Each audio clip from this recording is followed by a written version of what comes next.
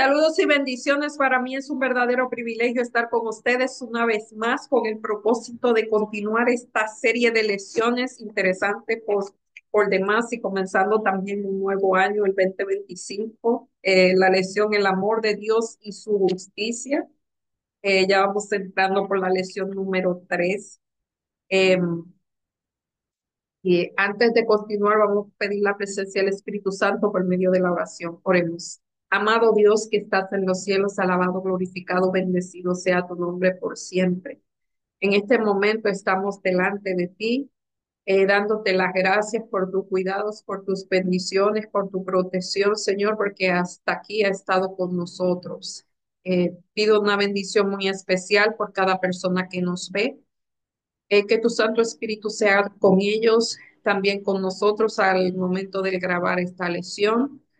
Y en forma muy especial quiero pedirte por estas personas de California, de Los Ángeles, Señor, que están pasando por este momento tan difícil, que tu Santo Espíritu los asista, Señor, y que tú puedas ayudar a esas personas.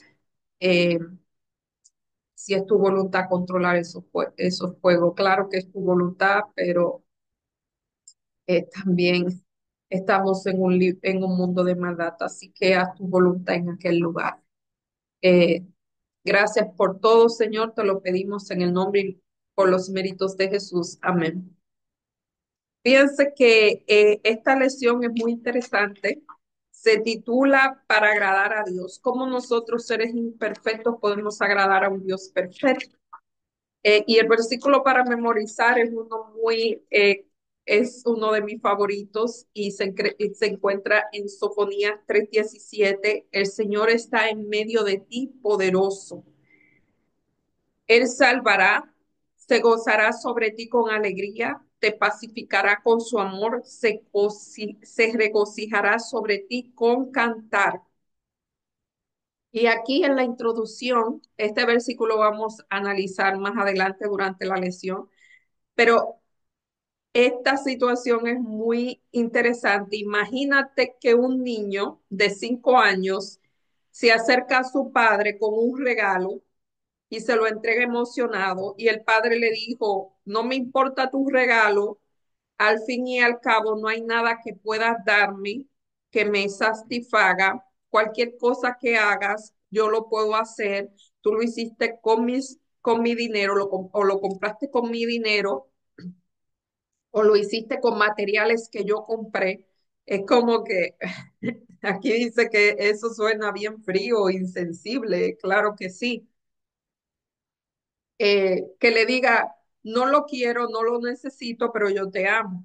Realmente creo que serían unas palabras muy desgarradoras para un niño de 5 años por cualquier persona. Podemos agradar a Dios y dice que aunque parezcas difícil de imaginar, realmente sí, porque Dios se compara a un padre amoroso, no a un padre, sino a un padre amoroso, porque ese tipo de padre existe. Eh, pero Dios se compara a un padre amoroso, que aún seres como nosotros, impíos, caídos, corrompidos por el pecado y propenso al mal, aún así podemos agradar a Dios. Pero nosotros solamente podemos agradar a Dios por medio de Jesucristo. El que realmente agrada a Dios es Jesucristo. Por eso es las imágenes de la justificación por la fe. Dios se pone delante de nosotros, por decir una imagen, y cuando el Padre nos ve, el que ve a su Hijo. Eso es lo que sucede. Eh, Así es que nosotros podemos agradar a Dios. Es como nuestras oraciones son modificadas, arregladas por el Espíritu Santo. Así son aceptas ante Dios. Y en la parte del domingo más valiosa de lo que podemos imaginar, y como vimos en la lección anterior, nadie, incluso el peor del pecador o malhechor, a quien Dios no ame, puesto que Dios valora a la persona más de lo que puedan imaginar. O sea, nosotros a veces confundimos la adversión que Dios le tiene al pecado O sea, hay un dicho que dice que nosotros amamos al pecado y odiamos al pecador. Realmente debe ser lo contrario. Lo que Dios hace es que odia al pecador, pero ama al pecado. ¿Y saben por qué? Porque no importa lo que nosotros hagamos, nosotros no podemos cambiar la naturaleza de Dios. Dios no ama. Dios es el amor. Esa es su naturaleza. Eso es un rasgo de carácter de él. Eso no puede cambiar. Y aquí nos hace una historia, una parábola más bien muy conocida por nosotros y la encontramos en Lucas el capítulo 15, el versículo 11.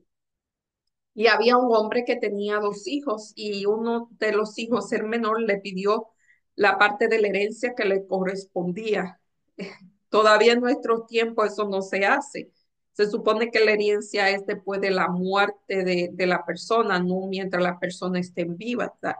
Pero este joven, según la parábola, pidió el dinero y el padre aceptó darle la parte que le tocaba. Saben que ahí comienza la historia, porque el padre no estaba obligado a dar el dinero, pero él ama tanto al hijo, ahí es que se ve el libre albedrío, que él le da la parte, aunque él no tenía que hacerlo. Y este muchacho se va lejos y lejos del padre, y allá lejos del padre busca amigo y gasta todo lo que tiene en las cosas que él quería hacer. Y cuando este muchacho se vio sin dinero, los amigos también se fueron, porque el amigo que viene por interés, cuando se acaba lo que interesa, se va también. Y este amigo se fue y dice que comenzó a faltarle el dinero o no tenía dinero y se vio en una situación tan difícil que él tuvo que buscar trabajo en algo que era muy humillante para un judío, cuidando cerdos. Y se humilló tanto que él no solamente cuidaba a los cerdos, sino que comía de lo que los cerdos tenían, de la comida de los cerdos se comía. Y es tan interesante que dice ahí, los conocedores dicen que cuando una persona llega al fondo de cualquier situación, o sea, está en una situación, él llega al fondo, lo último, se queda en el fondo o sube. Y este hombre decidió subir, y dice que recordó a su padre, recordó la casa de su padre, aquella casa que él quería, que él deseó salir en un momento dado, quizás porque se sentía muy presionado por quizás la exigencia del padre, quería libertad o libertinaje más bien. Y él, su pensamiento volvió a la casa del padre y dijo, ¿cuántos jornaleros hay en mi casa o en la casa de mi padre que viven mejor que yo y yo aquí pasando trabajo? Iré a mi padre y le diré, Padre, he pecado contra el cielo y contra ti, no soy digno de que me llames tu hijo, sino llámame como uno de tus jornaleros. Fíjense la visión que este muchacho tenía del padre, es la visión que muchos tenemos también de Dios. Él pensaba que como había defraudado tanto al padre, el padre no lo volvería a aceptar como su hijo. Él pensó, voy a ser uno de sus jornaleros. Y dice que este muchacho volvió, emprendió su viaje de regreso y cuando no, todavía estaba lejos de la casa, dice que el padre lo vio. Dice que el padre aún estaba lejos, el padre fue movido a misericordia o a compasión. Y él no esperó que el hijo llegara, él salió corriendo al encuentro del hijo. Y cuando el hijo comenzó a decir lo que tenía en mente, dijo, he pecado contra el cielo y contra ti, ya no soy digno de ser llamado tu hijo. Pero el padre dijo a su siervo, saca el mejor vestido y vestirlo y ponerle un anillo en su mano y calzados en sus pies. Fíjense que este, creo que la semana pasada lo dije, esto es una imagen de justificación por la fe. Es que hay una canción que el video dice, de que el padre se quita su manto y se cubre al hijo para que los demás no vieran a su hijo de esa manera.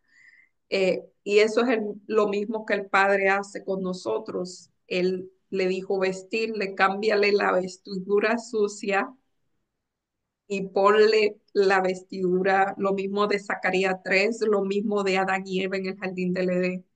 Eh, lo mismo que Dios hace por nosotros, nos quita la vestidura sucia y nos pone una nueva, nuestra limpia.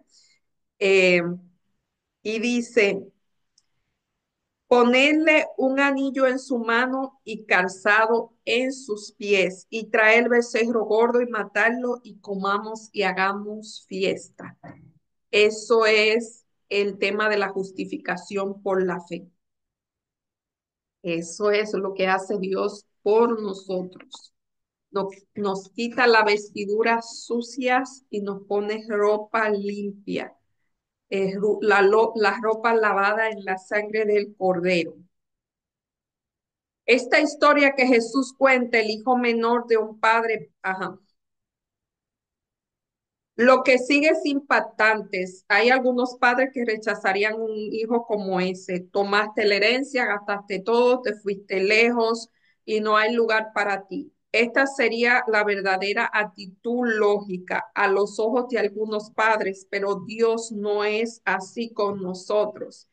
En la parábola, el padre representa al mismo Dios, no reacciona así, por lo contrario, cuando el hijo pródigo aún estaba lejos, su padre lo vio y se compadeció. Y cuando el hijo aún estaba lejos, su padre lo vio y su padre lo vio y corrió y se echó sobre el cuello y lo besó. Y aunque en aquellos tiempos era algo indigno que el dueño de la casa saliera a encontrar a alguien, él hace algo indigno por la misericordia y organizó una fiesta para celebrar porque decía, he aquí, mi hijo que yo pensaba muerto está vivo. Y dice que se regocijarán por él. Cada persona descarriada trae gozo, aún una sola cuando vuelve al hogar. Qué hermosa imagen la de Dios. Resulta interesante la reacción del otro hijo, porque este hijo no quería que esto pasara. La lección no va a hablar de esto. Fíjense, miren, los dos hijos tenían imágenes diferentes de Dios. Uno veía a Dios como un Dios al Padre como un Dios muy estricto, que él tenía que irse lejos para disfrutar la vida. El segundo hijo pensaba que tenía que quedarse y trabajar para ganarse lo que el padre le iba a dar. Ve que son totalmente, ambos están erróneos. Esta historia debería llamarse Los dos hijos pródigos, no el hijo pródigo, porque él reaccionó de una manera y les reclamó. Por eso yo le dije hace un tiempo que no hagan las cosas por sacrificio, porque después van a reclamar. Fíjense que el hijo mayor estaba ahí, siempre se quedó y hizo creer como que, oye, yo he estado aquí todo este tiempo y tú no me has dado nada, y viene este y le da todo. O sea, él no había visto que el verdadero beneficio era estar con el Padre. Ese era el verdadero beneficio. El beneficio no era lo que el Padre le pudiera dar, el beneficio era la presencia del Padre en sí. Y él no se había ido, no se había apartado del Padre. Eso es lo interesante. Él había tenido todo porque tenía al Padre, pero él no apreciaba al Padre. No sabemos si este se arrepintió, porque este también necesitaba arrepentimiento. En la parte del lunes, el regocijo de Dios. Y aunque cueste imaginarlo, Dios considera que cada persona tiene un valor incalculable. Costó la sangre de Dios.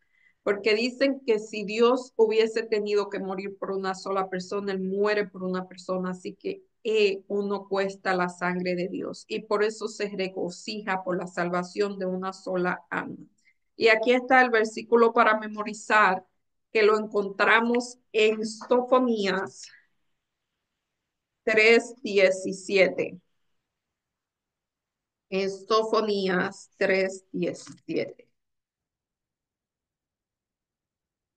Jehová está en medio de ti, poderoso. Él salvará, se gozará, perdón, sobre ti con alegría, callará de amor, regocijará sobre ti con cánticos. Y fíjense que daría la impresión de que ninguno de estos términos fuera suficiente. Alegría, gozo, salvación, regocijo, regocijo divino. Nota también que está Dios, según el versículo, en medio de su pueblo, la reconciliación que surge de la relación del amor implica la presencia inmediata de Dios. Al igual que el padre que corrió al encuentro de su hijo, Dios está en medio del pueblo, o sea, está en medio de ti poderoso. Él te salvará, se regocijará. Eh, y está también otro de mis favoritos, Isaías 62:4, y esta vez utiliza la analogía eh, matrimonial y dice a su Dios que se llamaba Jeshiva o Jesiba, que significa mi delicia o la voluntad de Dios está en ti. Y la tierra recibida el nombre de Beula, que significa casada, porque dice en el texto, el Señor se deleitará en ti y tu tierra será casada. O sea, Hetsiba o Hechiva, como usted lo quiera pronunciar, yo no pronuncio griego, yo le digo Hetsiba, es más, ese es mi segundo nombre, Hetsiba. No es mi segundo nombre, pero yo lo he hecho mío. Significa mi delicia o la voluntad de Dios está en ti. Entonces Dios usa los dos nombres para llamar a su pueblo y entonces muestra el regocijo que él siente por su pueblo, al igual el regocijo que el padre sintió cuando regresó el hijo pródigo. Efesios 5:25 al 28. ¿Qué dice eso acerca de el tipo de amor que Dios está llamado a demostrar? Aquí también se compara el amor que debe tener un marido hacia la esposa. Ese amor debe ser bilateral. Aquí se exhorta a los maridos a amar a sus esposas como Cristo amó a la iglesia y se entregó a sí mismo por ella, y amarla como a su propio cuerpo. Esos textos no solo ponen de relieve el tipo de amor desinteresado y abnegado que su marido debe prodigar a su esposa, sino también muestran que Cristo ama al pueblo, la iglesia, como parte de sí mismo. Y aquí otra vez está la comparación de un esposo que ama a la esposa.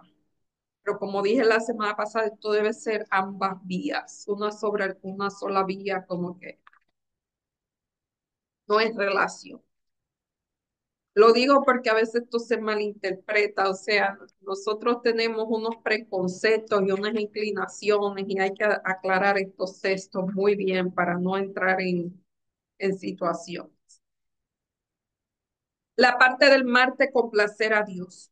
¿Cómo es posible que Dios, el Rey del universo, se complazca en meros seres humanos, fugaces, manchados de protoplasma en un minúsculo planeta de en medio de lo que probablemente sea el universo infinito? ¿Cómo es posible que los seres humanos importen a tanto un ser todopoderoso? Ese es el amor de Dios. Es como dice aquí el padre, el hijo de 5 años que agrada a su padre, que lo tiene todo, que puede tener el regalo que él le pueda dar y aún así eso lo agrada. Es la intención del ver, porque Dios no ve como sus hijos pequeños y cualquier gesto que nosotros hagamos hacia él es como un niño que quiere agradar a su padre.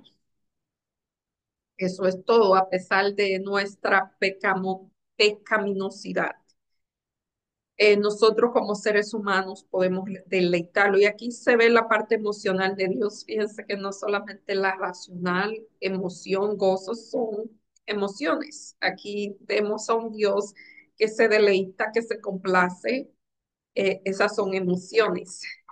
Eh, no todo es racional. A veces nosotros queremos eh,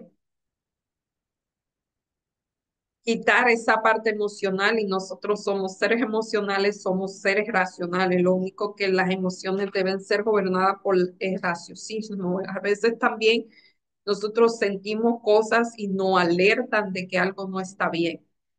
Así que no todo está bien. Si vemos aquí alegría, regocijo, deleite, todo esto son emociones y la está sintiendo Dios. Delicia, todo esto lo está sintiendo Dios. O sea, son sentimientos.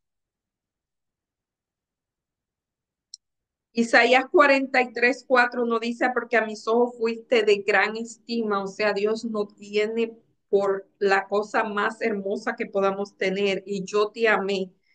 Daré hombres por ti, naciones por tu vida, porque Jehová tiene contentamiento sobre sus hijos y a sus ojos son hermosos. Salmos 149. Salmos 149:4.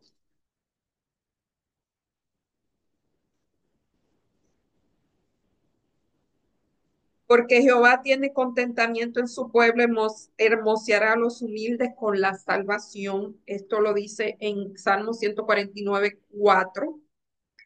Proverbios 15:8 al 9. Proverbios 15:8 al 9.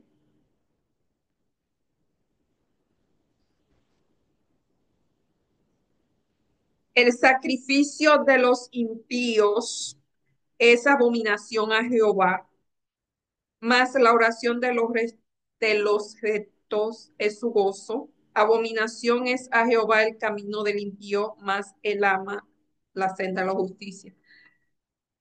Siempre yo menciono que aunque los libros de la Biblia fueron inspirados, la gente que fueron inspiradas tenían sus ideas y ellos veían a Dios, le ponían emociones humanas y por eso a veces dice cosas como que abominación es Jehová el camino de los impíos. Bueno, aquí está hablando que es el camino, no es la persona. El sacrificio de los impíos es abominación a Jehová. O sea, las cosas que hacen los impíos es abominación a Jehová. Pero cuando uno se cubre detrás de Dios, acepta la gracia de Dios, lo que nosotros hacemos es agradable a la vista de Dios. Eso es muy interesante.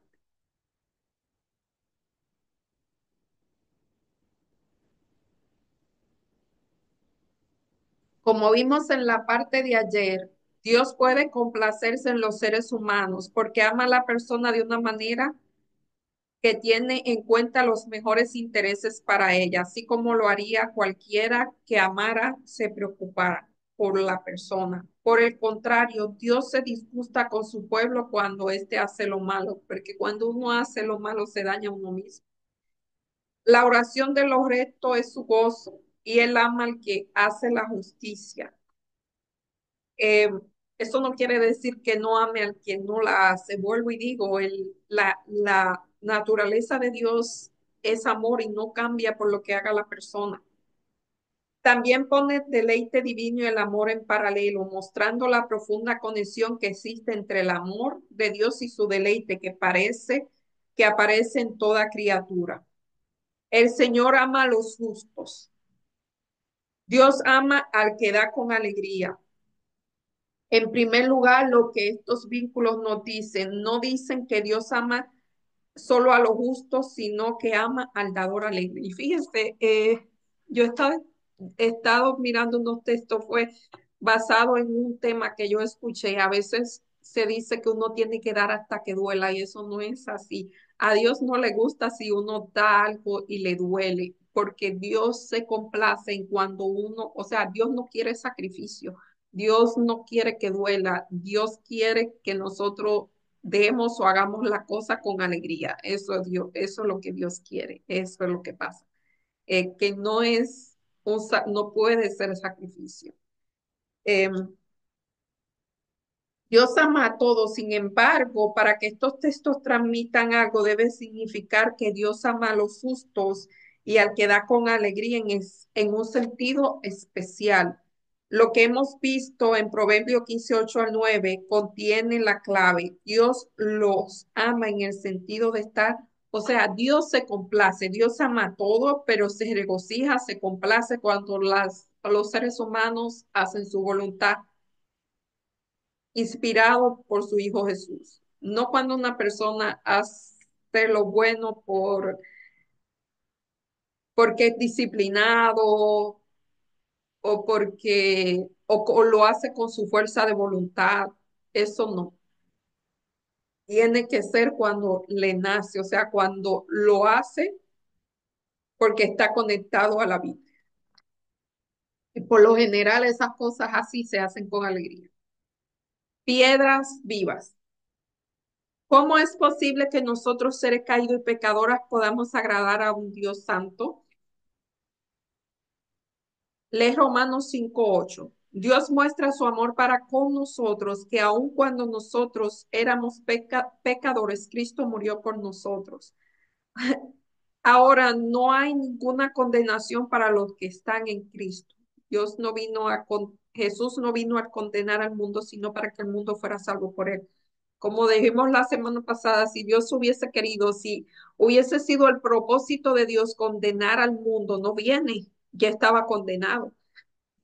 Él vino para que la persona tuviera una oportunidad de salvación realmente. Eso es lo que quizás muchos de nosotros no entendemos.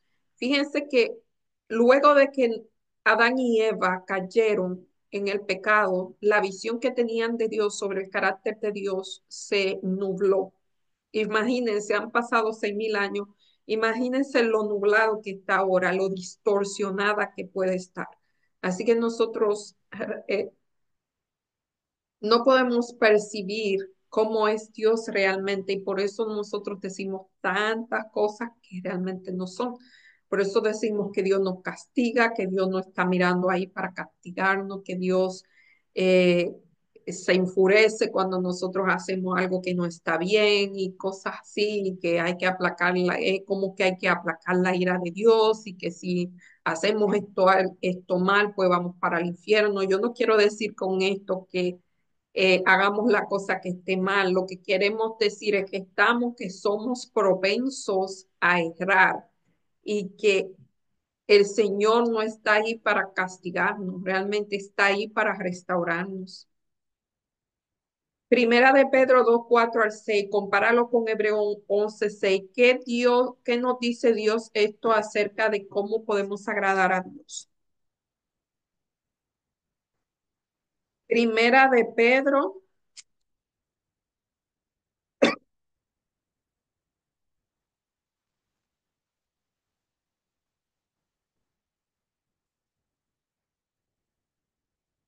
Primera de Pedro 2:4 al 6.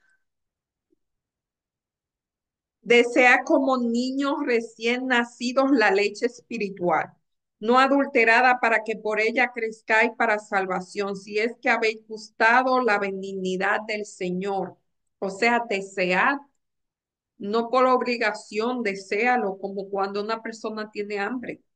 Acercado a él piedra viva, desechada ciertamente por los hombres, más para Dios escogida y preciosa. Vosotros también como piedras vivas se edificados como casa espiritual y sacerdocio santo para ofrecer sacrificio espiritual y aceptable a Dios por medio de Jesucristo.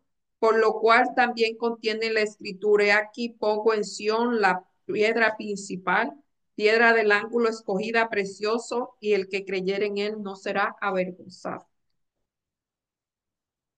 O sea, la piedra, esto yo lo he dicho en lecciones anteriores, pero en lo que está diciendo ahí Pedro, mire, cuando se estaba construyendo el primer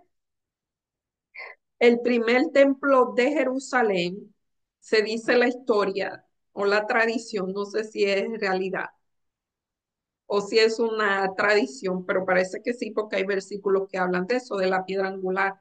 Había una piedra que tenía una forma fuera de lo común y esta piedra fue desechada porque no se sabía qué hacer con ella y estaba llena de moho.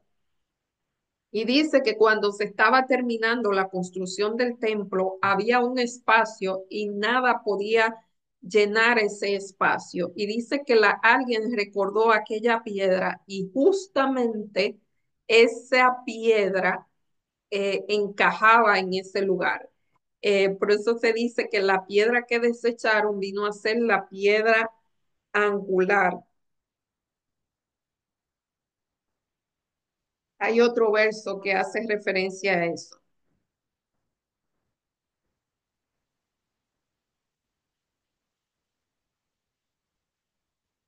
Entonces, ajá, esto está, no había buscado esa información, pero está me parece que en Salmo 118:22.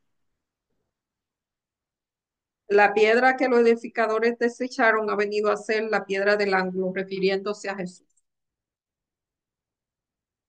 Pero ese se supone que es o sea, esa es la historia de este versículo.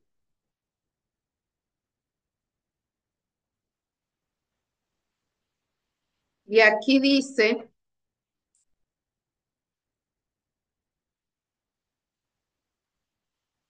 sí, sin la intervención de Dios, las personas caídas son incapaces de aportar nada valioso a Dios. Sin embargo, en su gracia y misericordia, Él ha abierto un camino para ello a través de Cristo, concretamente por medio de Jesucristo. Ofrecer sacrificios espirituales agradable a Dios.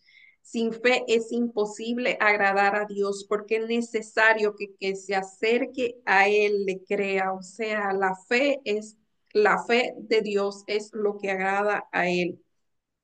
Por la obra mediadora de Cristo, Dios hará a los creyentes aptos para toda buena obra, para que hagan su voluntad, haciendo Él en ustedes lo que agrada ante Él por medio de Jesucristo, a quien sea la gloria por los siglos de los siglos. Quienes responden a Dios por fe son considerados justos ante Él ante por la mediación de Cristo, cuya justicia es aceptable.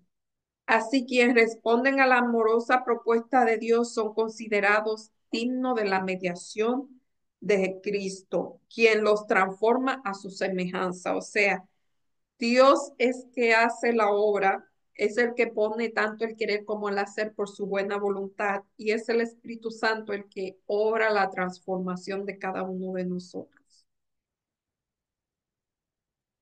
Esta es piedra viva. Y en la parte de jueves, un objeto digno. Al amparo de la misericordia y la mediación de Dios, Él se complace aún en las pequeñas respuestas positivas de su amor por medio de aquel que es el único digno de su amor y es perfectamente justo. Cada uno de nosotros puede ser considerado justo y contado entre los amados que vivirán en el perfecto amor por la eternidad.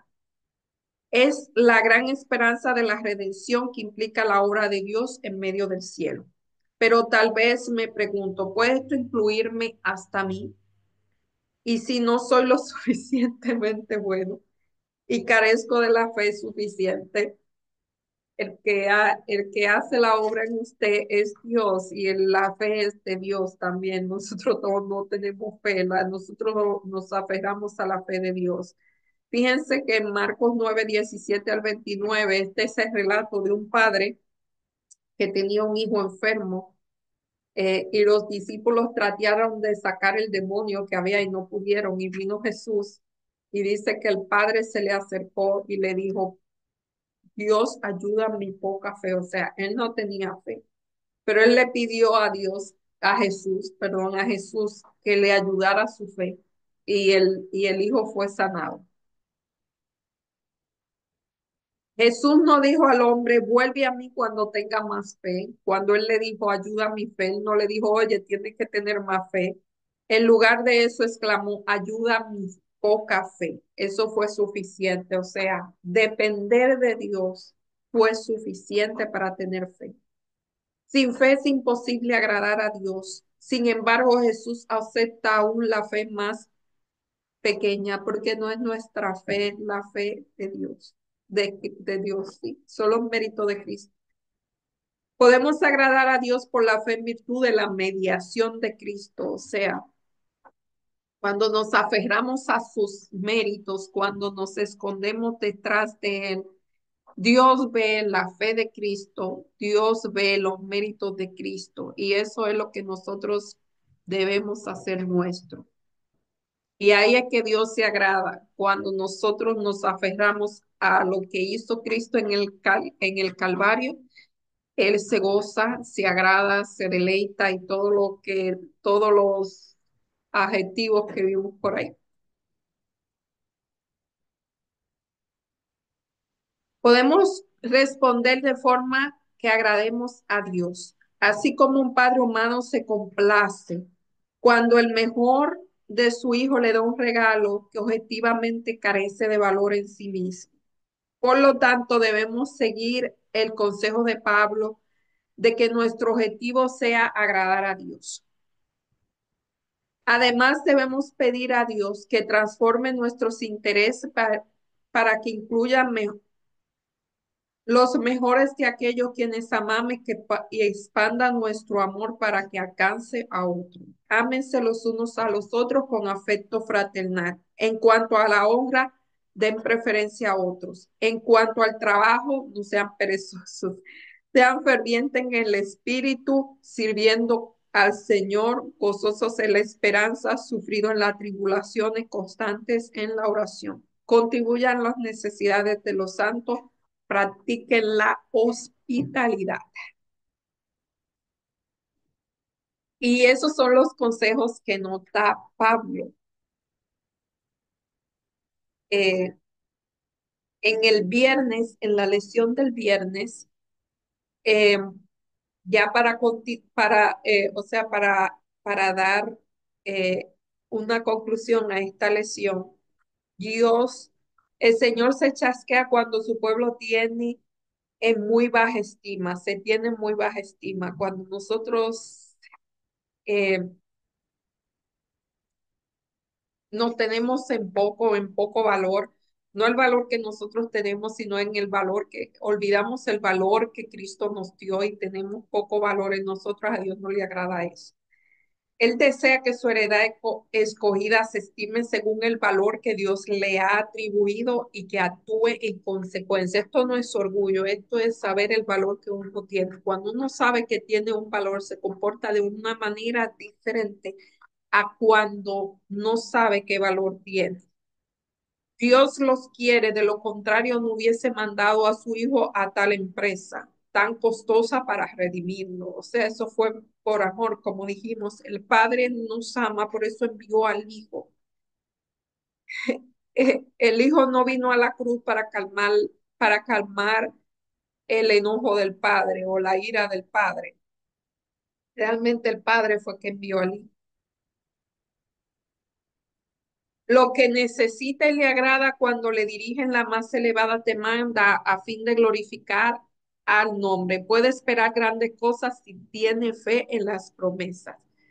Pero orar en el nombre de Cristo significa mucho. Significa que hemos de aceptar su carácter, manifestar su espíritu y realizar sus obras. La promesa del Salvador se nos da bajo cierta situación. Si me aman, guarden mis mandamientos. Él salva a los hombres no en el pecado, sino del pecado. Y lo que lo ama mostrarán su amor por medio de la obediencia. Toda verdadera obediencia proviene del corazón. La de Cristo procedía del corazón. Y nosotros consentimos, se identificará de tal manera con nosotros pensamientos fines, amoldará de tal manera nuestro corazón y mente en conformidad con su voluntad. Cuando le obedezcamos, estaremos tan solamente ejecutando nuestros propios impulsos. Fíjense que si nosotros nos sometemos a la voluntad de Dios, las cosas de Él no van a parecer tan naturales, o sea, las cosas buenas no van a parecer tan naturales que cuando la hagamos va a ser como respirar. O sea, van a ser ejecutar, va a ser como ejecutar nuestros propios impulsos. Va a haber un cambio de naturaleza en nosotros, porque ahora la naturaleza de nosotros es hacia el mal. Pero cuando Dios haga esa obra en nosotros los impulsos van a ser hacia el bien. No va a haber que utilizar el dominio propio o el dominio propio o ¿cómo se llama esto? O bueno, vamos a usar el dominio propio. Vamos a usar el dominio propio y otro, pero vamos a usar el dominio propio. Eh, Dice aquí, toda verdadera obediencia proviene del Señor, la de Cristo procedía del corazón. La voluntad refinada y santificada hallará su más alto deleite en servirlo. Cuando conozcamos a Dios como es nuestro privilegio conocerlo, nuestra vida será una vida de continua obediencia. Si apreciamos el carácter de Cristo y tenemos comunión con Él, el pecado llegará a hacernos odiosos. O sea, ahora el pecado es atractivo, pero mientras más estemos en comunión con Dios, el pecado nos parecerá horrible, no parecerá desagradable. Y eso es verdad. Eso es el deseado de toda la gente, la página 621. Bueno, si vemos esta lección, Dios nos ama, no importa lo pecador que seamos. Y fíjense que yo quiero hacer una aclaración aquí. Aquí no es que Dios no está dando luz verde para pecar, es más, es todo lo contrario. Lo que Dios nos está diciendo aquí es que esto es como un seguro. Es mejor no usarlo, pero si se necesita, ahí está. Es otra cosa, Dios no nos odia si nosotros pecamos. Nosotros no podemos hacer nada que nos haga odiar a Dios para siempre. O sea, que nos haga ser odiosos ante la vista de Dios. Lo único que Él odia es al pecado y si la persona nunca lo acepta, pues eh, no hay nada, pero no importa cuán lejos, ahí está la historia del joven, del joven pródigo, no importa cuán lejos estemos de Dios, Dios siempre nos va a recibir y Dios nunca va a dejar de amarnos porque Dios es amor, la naturaleza de Dios es amor. Claro está, hay unas consecuencias que a veces hay que asumir, pero eso es otra cosa. Quizá en esta lección él la hable, pero aquí lo que está hablando es del amor de Dios, que estudiemos el carácter de Dios. Y el carácter de Dios es amor. Lo demás quizá lo hemos aprendido por nuestra experiencia, por lo que nos han enseñado, porque nuestras percepciones no están muy bien. Bueno, yo le deseo una feliz semana. Eh, Que la paz de Dios esté con cada uno de nosotros. Oremos. Amado Dios que estás en los cielos, alabado, glorificado, bendecido sea tu nombre por siempre. En este momento estamos agradecidos por el tiempo que nos da, por la oportunidad de compartir la lección de escuela sabática con las personas que nos ven. Señor, porque cada día aprendemos algo nuevo sobre ti. Ayúdanos a ampliar nuestra mente, nuestro entendimiento, nuestras percepciones para que podamos visualizarte como tú eres en realidad, para que podamos, Señor, mantener comunión contigo y cada vez parecernos más a ti. Y como dice esta hermosa cita, que lleguemos al momento en que hacer el bien sea la respuesta a nuestros impulsos naturales. Bendice, Señor, a las personas del California. Otra vez te pido por ellas y que tu Santo Espíritu, Señor, sea y la guarde de todo mal y peligro. Así por cada persona que nos ve. Todo te lo pedimos en el nombre y por los méritos de Jesús. Amén. Bye. Hasta la próxima semana, si Dios así lo permite.